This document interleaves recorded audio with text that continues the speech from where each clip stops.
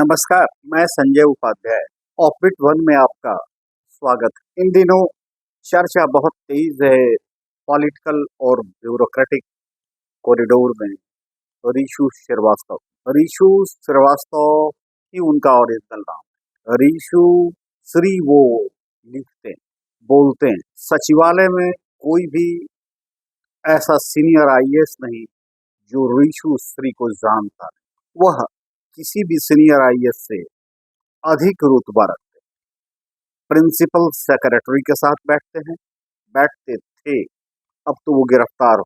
वो टेंडर, करोड़ों के टेंडर को मैनेज करते थे, चाहे वह विभाग कोई, जल संसाधन विभाग हो, ऊर्जा विभाग कोई भी हो। करोड़ों के टेंडर को मैनेज करके टेंडर जब बनता था उस प्रक्रिया में भी वो शामिल रहते थे, वैसे जैसे कि वो आईएएस वो थे तो बिल्कुल नहीं और हैं तो बिल्कुल नहीं।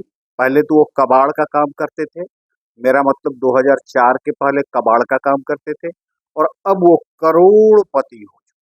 ये टेंडर मैनेज कर कई आईएएस से उनके मधुर संबंध की जानकारी जब आईएएस संजीव कुमार हंस पर ईडी ने रेड किया, उस समय ईडी चौंक गया ऋषु श्री के बारे में जान, मेरा मतलब ऋषु श्रीवास्तव के बारे में। ईडी ने ऋषु श्रीवास्तव की भी समानांतर जांच, लेकिन एक दायरा होता है जांच का, टारगेट होता है।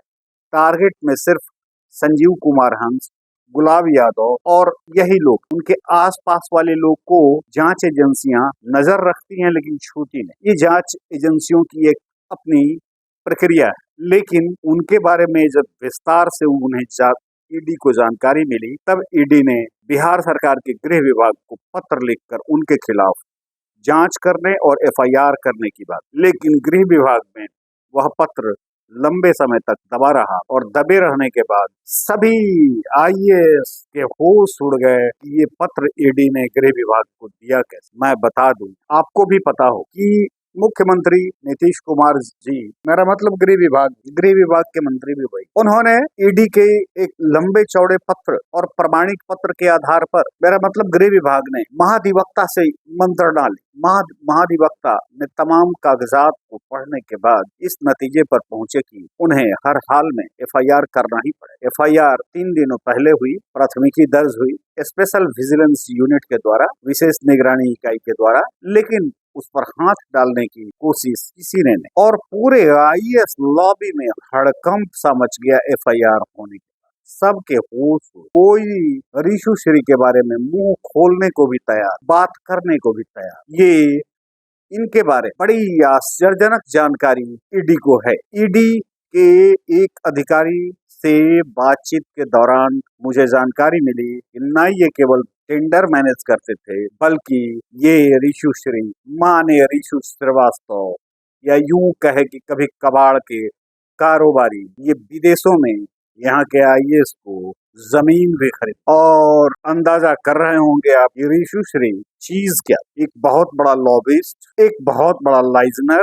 एक बहुत बड़ा फरेबी। ये इसके लिए किसी भी आईएएस का दरवाजा बंद नहीं रहा। जैसे वह आईएएस के दरवाजे पर पहुंचता था, सलामी देते हुए वहां के गार्ड इशारा करते थे कि साहब बैठे हैं। ये वही ऋषि श्रीवास्तव हैं, और अब ये जेल चलेगा। जेल जाने के बाद अब इनकी जांच होगी, रिमांड पर लिए जाएंगे, और रिमांड पर लिए जाने के बाद यहाँ के ब्यूरोक्रेसी में, मेरा मतलब कि यहाँ के अफसरों के होश उड़ जाएंगे, क्योंकि दर्जन भर से अधिक आईएएस की लॉबी, आईएएस की लाइजनिंग, टेंडर की लाइजनिंग, किसको देना है किसको नहीं देना है, ये तमाम अधिकार ये ऋषु श्रीवास्तव के ही पास रहा, माने। और इसमें ऋषु श्री करोड़ों कमाए, माने कबाड़ से करोड़ों। देखिए आगे क्या होता है। रिमांड पर इन्हें लिया जाएगा, और रिमांड पर लिए जाने के बाद हो सकता है कि इनके मुंह खोले जाने के बाद सरकार के अधिकारी हिल जाएं, सन्न हो जाए, और सरकार भी प्रसन्न हो। धन्यवाद। मैं फिर मिलूंगा। इसी इजाजत के साथ मैं आपसे यह कहूंगा कि आप शेयर करें, सब्सक्राइब करें और बटन दबाएं, इससे मुझे खुशी हो। धन्यवाद। Offbeat one, Sanjay Upadhyay.